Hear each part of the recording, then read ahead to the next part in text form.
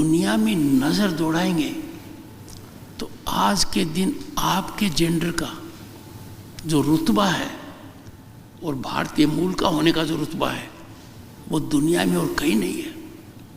तो मेरा तो यही कहना है कि अवेल दी अपॉर्चुनिटी और कीजिए हमेशा वही जो आपके मन में है, आपकी एटीट्यूड है, आपकी एप्टीट्यूड है।